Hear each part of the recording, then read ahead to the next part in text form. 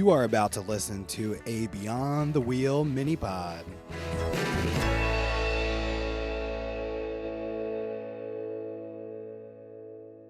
Hey everyone, and welcome to today's mini pod. I just returned from the Overland Expo MTN West show, where I dry camped for 5 days and thought now would be the perfect time for an update on our Battleborn battery expansion. This was an expansion that we did about 6 months ago.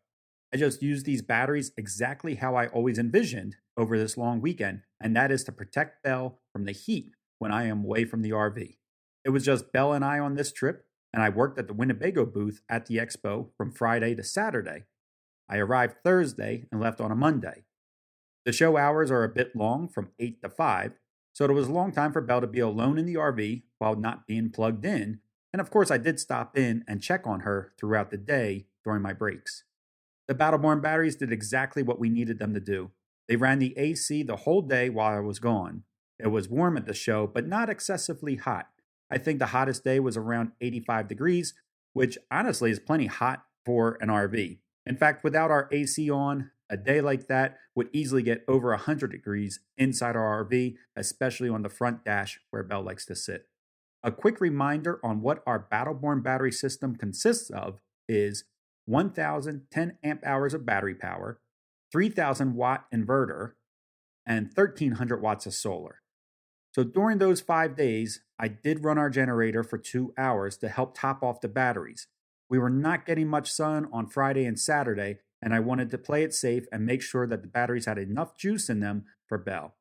I will say I was being overly cautious, as I did turn the generator on when the batteries reached down to 50% charge. And when I left Monday morning, we had 75% left on those batteries because Sunday turned out to be a sunny day. If I did not have Belle with me on this trip, I would have never even turned that generator on, and I would have easily gone to 5 days without using generator power at all. And again, I think I was just being overly cautious with her being in the RV alone. Of course, I was able to monitor the temperatures in the RV using our Waggle Pet Monitor, so even though she was alone, the temperatures were at least still being watched by that Waggle monitor. Some of the other ways that we've been using the system recently, other than boondocking or dry camping, is that we like using the battery system to power the AC while we're traveling. I will often use our rooftop AC rather than using the dash AC. I feel like this gives our engine a bit more power while driving, at the same time giving us a few more miles per gallon.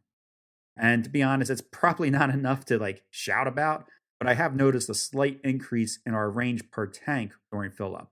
Also, it's nice to have the entire RV cool when we arrive at the campsite, instead of waiting for the RV to cool down after we park and plug in. We have made some changes to our system since originally having it installed. We've noticed, because Arizona is our home base, we noticed that cooling issues of our inverter had to be upgraded to keep the system cool under our bed. We gave Jordan from Echo One Adventures a call and let him know that our inverter was getting hot and asked if he had any suggestions. Being the upstanding guy that he is and the company that he runs, he asked us to return to Albuquerque, and he installed extra fans under our bed, 2 to be exact. One would pull the air in from the cab of the coach, and the other one was directed down into our cargo bay. So one pulled cool air from the cab into under the bed, and the other one is pulling the hot air from the bed down into our cargo bay. I should add that he did this for no additional cost. He just felt that it was his responsibility to make us as happy as possible with our system. And since the addition of these vent fans, everything has been perfect. So if you are looking into building a system like what we have, something that is, I consider it a pretty monstrous build, and you're going to do this in a motorhome, keep in mind that motorized RVs become much warmer than a towable because of all the drive equipment involved. I have a temp sensor under our stairwell, and when we're driving, it's not uncommon for those temperatures to reach 130 degrees under the RV in the summertime. I'm fairly confident that our temperature issue would not have been an issue if we were in a towable RV, where it's just being pulled behind the RV with no drive mechanics. Well, that is my update. I may do another one after using the batteries through the winter as well to see how they perform in cold temperatures. But as always, I wish you safe travels. And if you're going to be at the Overland Expo East show, stop by the Winnebago booth and say hi to me. All right, everybody. Take care.